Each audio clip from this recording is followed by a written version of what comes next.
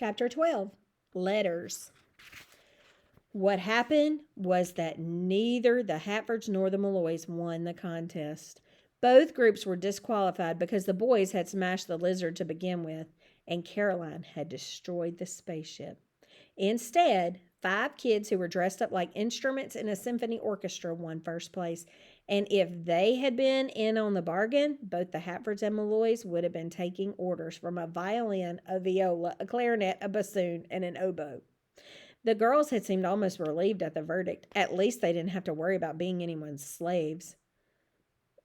And maybe, in a way, Wally and his brothers were glad it was over too, because they didn't want to be slaves either. And they had big plans for that inner tube on the river next summer. That's what hurt. The boys stayed at school just long enough to drink some cider and eat some donuts at the Halloween party after the parade, but then they slipped away and headed home. It was the first Halloween they could remember that they had not been in the parade. "This is absolutely, totally, all-out war," said Jake. "They ruined all the fun we could have had with the inner tubes next summer. And for what? It didn't take them long to put their costume back together. We smashed it, but we didn't destroy it." "We wanted to, though," Wally reminded him, but Jake paid no attention whatsoever. "You know what I like to do with those girls? Trap them in the cemetery." Wally looked quickly over at Jake as they slouched along the sidewalk toward home. "Then what?" asked Wally. "I don't know. That would probably be enough. They'd be scared out of their skin." Would it never end? Wally wondered. When they were 85-year-old men, would they still be trying to get even with the 3 old women named Malloy? He could see it now. When Eddie, Beth, and Caroline each graduated from high school, the Hatford brothers would have to attend just so they could boo when a Malloy walked across the stage. When each of the Malloy girls married, the Hatford brothers would go just so they could tie junk on the back of the cars. Wherever the Malloy girls went, the Hatfords would forever follow just to make them miserable. "Why don't we just forget them?" Wally said. "Tomorrow night's Halloween. Just forget them and go trick-or-treating like we used to. If the Bensons were here, we'd be starting out about 6 o'clock, and we wouldn't stop till close to 10. We were always the first ones out on the street and the last ones in. Man, we'd get so much loot, we'd have enough candy to last all year. No matter what we do, we'll probably run into Beth or Caroline or Eddie," Jake said disgustedly. "They're everywhere. They'll figure out some way to ruin Halloween for us. I wish we could just lock them up on Halloween night and have the town to ourselves." "Fat chance," said Wally. There was a letter waiting for them when they got home. It was a letter to Wally from his friend Bill Benson. "Dear Wally, and Jake, and Josh, and Peter. We were making plans for Halloween the other day and wondered what you guys were doing this year. Man, we used to have fun, didn't we? Remember the time we soaped the windows of the principal's car and the scavenger hunt in the cemetery? Remember the ghost walk we had at our party when everyone was blindfolded and had to eat a spoonful of guts, spaghetti, and eyeballs, peeled grapes? I don't know whether we'll be going out trick-or-treating or not, because there are at least 2 parties going on. Maybe we'll go to both. Tony's teacher, the Georgia Peach, is going to come to school on Halloween dressed as a belly dancer. That's what she said anyway. If she does, all us guys are going to be sitting in the first row. Mom really likes it down here. She's got a part-time job in a bookstore, and I think she sort of like to stay. Dad doesn't know yet whether he wants to stay or not. Same with us. We really miss you guys, but George is great too. Anything happening there since we left? The Malloys taking good care of our house? They better not mess up the walls in our bedrooms with girl stuff. Write when you can. Bill and Danny, Steve, Tony, and Doug." Dear Bill and Danny, Steve, Tony, and Doug, tomorrow's Halloween, and you know how many parties we've been invited to? None. 0.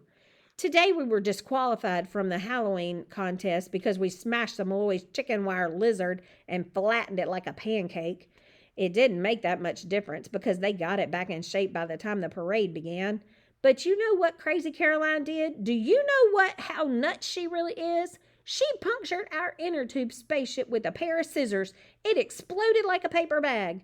Then they got disqualified. Jake's up in his room trying to think of a way to get even. If you guys don't come back pretty soon, we're going to spend all our time thinking up ways to get even, and they are going to think up ways to get even. And if this goes on for a whole year, we'll go nuts. Don't fall in love with your teacher, even if she does dress up like a belly dancer. Don't fall in love with Georgia either.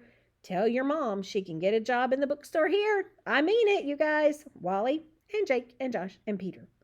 I've got it. Jake came into Wally's room, where he was just sealing his letter to Bill Benson. Josh and Peter followed him. Peter still eating a peppermint patty he had found in his jean pocket. What? Something Bill said in his letter about all the parties the guys were going to and the scavenger hunt in the cemetery. Let's invite the girls to a party. Are you nuts? No, let's invite them to a party, just not here. What are you talking about? We'll invite them to a party at some girl's house, but they'll have to go through the cemetery to get there. They'll never go. Sure they will. They can't resist. And then we'll think of something. The boys spent the evening on the invitation. Jake and Josh went into the drugstore and bought a pack of party invitations, half price, just for the one they wanted to use. It had to look official. It was the kind girls would send, all right. There was border all around with tiny pumpkins. Little witch has come to say, ghosts and goblins like to play. Won't you come and join the fun? There'll be treats for everyone.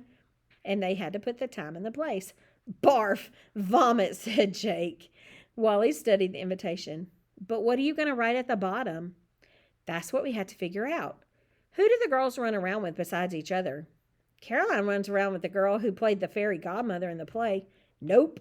Has to be in the same class as Eddie. If it's any younger, Beth and Eddie won't go. Think, Josh. Who does Eddie hang around with? What about the girl who plays shortstop at recess? Mary Ruth? Yeah. Where does she live? Josh looked at Jake and started to grin. Over near the cemetery. Perfect. The boys gathered around the dining room table while Jake filled out the invitation with Mother's pen. Time, 8 p.m., Halloween night, all-girl party. Place, Mary Ruth Sayers' house, 409 Bremer Road. P.S. Meet at the north entrance to the cemetery and bring a flashlight. Follow the clues. What clues? Asked Peter. We'll have them posted all around the cemetery, right up to the bench by the stone wall in the Remembrance Garden. When they get that far, we'll let them have it. Have what? Worms.